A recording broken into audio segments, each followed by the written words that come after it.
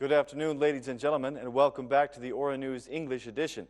As usual, I'm Daniel Cook, your host, 6 days a week at 6 p.m.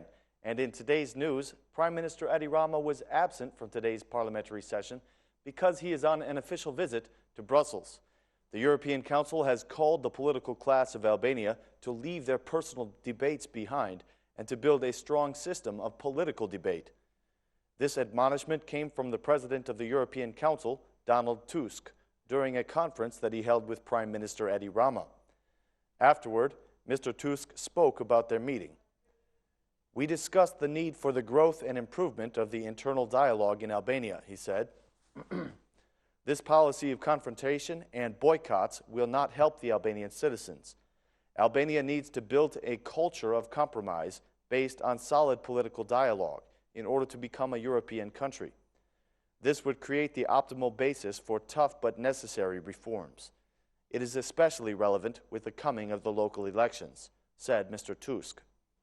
Prime Minister Rama assured Mr. Tusk that Albania will be guided by the obligations for EU membership. "I am grateful to President Tusk for the continuous support for Albania's European aspirations. We had the opportunity to discuss the agenda of EU enlargement as a geostrategic and political process," said Rama. Mr. Rama also held a meeting today with the President of the European Commission, Jean-Claude Juncker. Rama and Juncker discussed the integration of Albania into the European Union, the relations of Albania with the EU, and its constructive role in the region. Mr. Juncker reconfirmed that the European Commission remains committed to Albania's EU integration perspective, and that it will continue to offer assistance in order for the country to move forward on this path. The European Commission President also expressed his regret concerning the damage that was caused by floods in several regions of Albania. The European Commission is mobilizing the emergency aid through the EU's civil protection mechanism, he said. Prime Minister Rama was accompanied to Brussels by the Foreign Minister, Dietmar Bushati, and the Minister of Integration, Klaida Gjosha.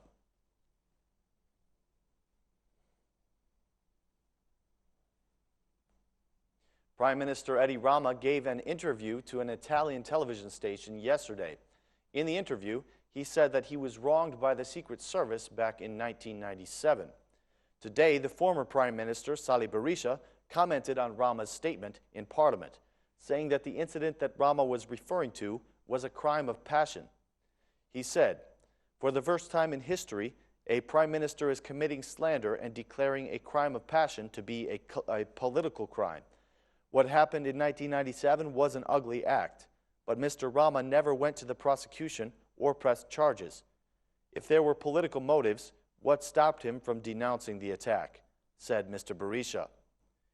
In the absence of the Prime Minister, the Socialist MP Taulent Baula replied to Mr. Berisha, saying that it was Berisha who ordered the attacks against Edi Rama in 1997.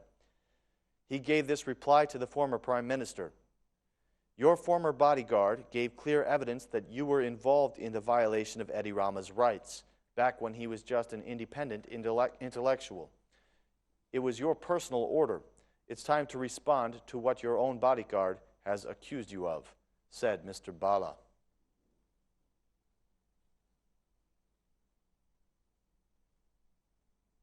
The new governor of the Bank of Albania is seeking the return of the money that was stolen from the bank that he now leads.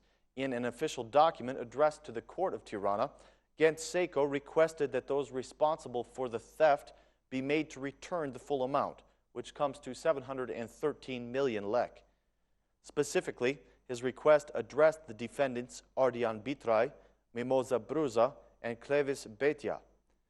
His request was filed at the court today. The court has sentenced these former employees of the Bank of Albania to 1 to 3 years in prison. The court ruled that through their acts and omissions, they were responsible for the theft of 713 million lek from the bank. The court gave prison sentences to 9 of the defendants in the case, but then reduced their sentences by 1/3 and suspended the sentence for one of them for health reasons. The prosecution has demanded the punishment of 58 years in prison for 10 defendants, who are all accused of dereliction of duty.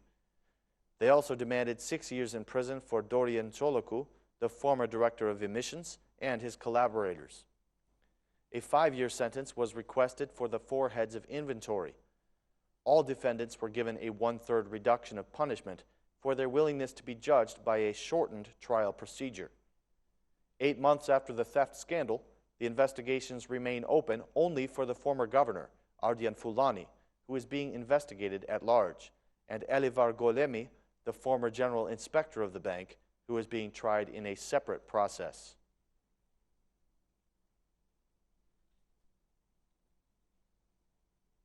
The test that the government has planned for the nurses is causing a great deal of debate because of its content.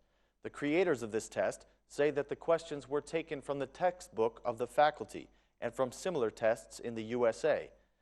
The test makers have asked the nurses not to get caught up in the panic, and the doctors not to make ironic comments about the test on the social networks. Alma Pula is a nurse and one of the creators of the test, and she says that there are different levels of questions depending on the level of the nurse that is being tested. Another of the creators, Mimosa Kalaya, has been a nurse for 30 years. She asked the doctors to put their ironic comments aside and allow the nurses to do their job. Those who have never opened the textbooks in their lives will not understand the questions, and of course they will laugh at them. The doctors should not make fun of the nurses' test and leave us to do our job, said Kalaya. The nurses' test contains 550 questions and will be administered on February 28th. The doctor's test will be given in March.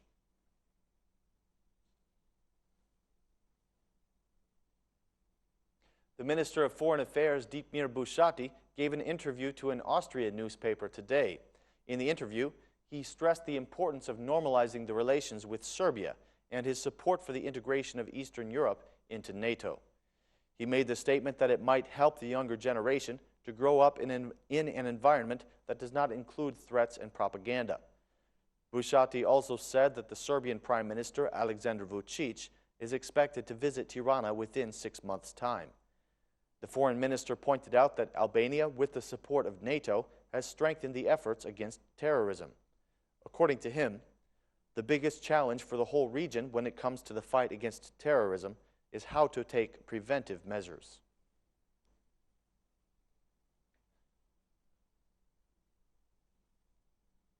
"600 residents of the Kamaz area have been without electricity for 9 days now. Today they are holding their second protest over the absence of power in their homes. According to them, it is unacceptable that the electricity distribution operator is punishing them collectively. They say that the energy meters are located on every floor, but do not represent the energy use of every individual family. The protesters say that the problem lies with the directorate of the buildings in which they live, which is not considering their demands. The state pardoned the energy obligations of these residents back in 2013, but they still do not have electricity. In total, the residents owe 142 million lek to OSHA from 2014 onwards.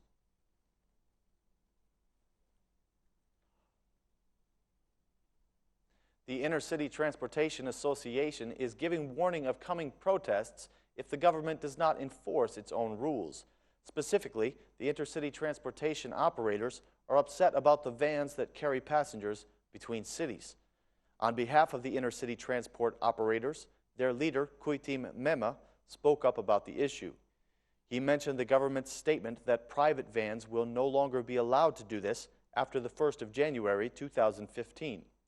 According to him, this rule has not been applied or enforced, and this is the reason for the protests. He said that other problems that his organization faces are the lack of a terminal and the traffic fines that are given to the bus operators, which his organization feels are abusive.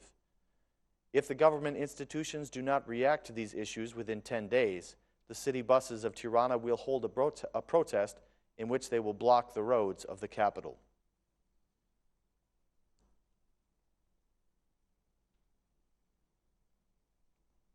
Ladies and gentlemen, that is all the news for this evening. Thank you for watching. We'll be back again tomorrow at the same time with more translated news in English. Thanks, and have a great night.